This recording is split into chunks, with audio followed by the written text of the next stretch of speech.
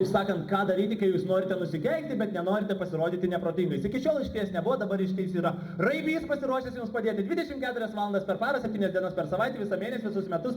Drąsiai vartokite raibį ir taip išvengsite nepatogių situacijų. Užsidavėt savo su plaktuku per pirštą. Ai, raibys!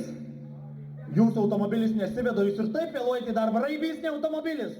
Jums reikia kažkokio gražaus sparnuoto pasakymo. Raibys per šakas. Jūs norite išlieti pyktį, bet nenorite nieko sužeisti. Raibį dėjau.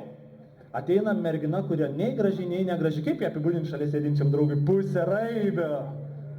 Pažiūrite draugą, matot jo klynas, užsitrauk klyną, raibys pabėgs.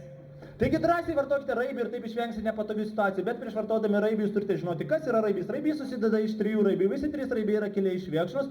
Senis raibys jums gali papasakoti labai daug istorijų apie Antrąjį pasaulinį karą, sužinosite, kad didžioji dalis partizanų buvo ne didvyriai, o raibiai. Raibys jaunesnysis jums gali padėti suvirinti duslintuvą arba subalansuoti padangas, jeigu tai bandysite padaryti patys. Labai gerai sužinosite labai daug vietų, kur galite vartoti raibį. Ir trečiasis raibys, pasak kaimynų, geras žmogus, bet niekam tikęs, nes per daug jis raibį dėjęs.